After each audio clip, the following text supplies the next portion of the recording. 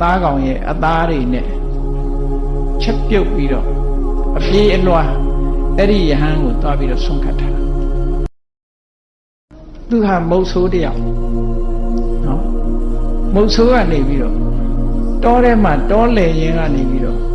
ယဟန်တော်တစ်ပါးလှိုင်ကူထဲမှာတရားအထုတ်နေတာမြင်လာနဲ့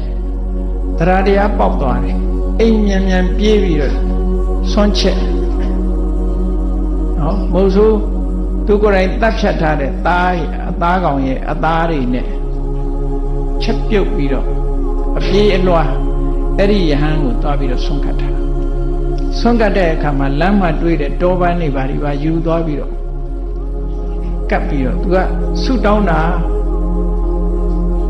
သူဖြစ်လျာဘွားမှာလက်ဆောင်ပန်းနာတွေအများကြီးရပါလို့ဟောဒီပန်းတွေလှူလို့ပန်းမိုးရွာတဲ့ပုဂ္ဂိုလ်ဖြစ်ရပါလို့သူဆန္ဒကအဲ့ဒါလို့တရားထက်နဲ့အပြေးလွှားသွားပြီးတော့သူကလှုပ်တာအားတက်တယ်ရောလှူတာသူလှူတာမဟုတ်ဆိုးပဲနော်မဟုတ်ဆိုးဘွားလှူတာအဲ့ဒီကနေပြီးတော့နောက်ဆုံးဘွားရောက်တဲ့အခါကျတော့မစ္စိကတန္တဆိုတဲ့မြို့မှာသူကတကြွယ်သားလာဖြစ်တယ်သူ့နာမည်ကသူမွေးတဲ့နေ့မှာပန်းမိုးတွေရွာပြီးတော့အဆင်းရောင်၅မျိုးရှိတဲ့ပန်းမိုးတွေရွာတာနဲ့ပန်းနေတာပေါ်တော့ပေါ့လေနော်ထူးထူးဆန်းဆန်းဖြစ်တာပေါ့အဲ့ဒါနဲ့သူ့ကိုစိတ်ဓာတ်လို့နာမည်ပေးထားတာသာသနာနဲ့ပတ်သက်ပြီးတော့သူကဖះကိုမဖူးဘူးသေးဘူးမစ္စိကတန္တာကိုကြွပြီးတော့တရားဟောတဲ့ပုဂ္ဂိုလ်ကဘယ်သူတုံးဆိုလို့ရှိရင်သစ္စာဝဂ္ဂိ၅ပါးထဲမှာမဟာနာမဆိုရင်ယန္တာပါနော်ကွန်တင်ညာဗတ္တိယဝပ္ပမဟာနာအတ္တစီဆိုတာလေအဲ့ဒီပဲမဟာနာမဆိုတဲ့မထေရမြတ်ကအဲ့မစ္စိကတန္တာဘက်မှာသာသနာပြုတာသာသနာပြုတော့မဟာနာမမထေရရဲ့တရား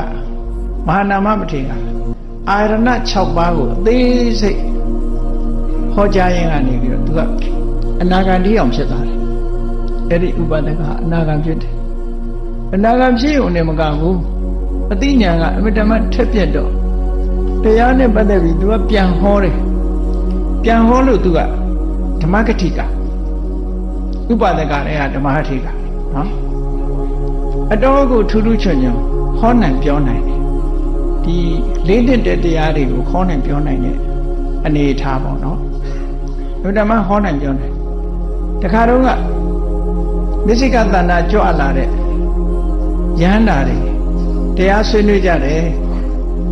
တန်ယောဇနဆိုတဲ့စကားလုံးနဲ့တန်ယောဇနိယဆိုတဲ့စကားလုံးမှာစကားလုံးသာကွဲပြီး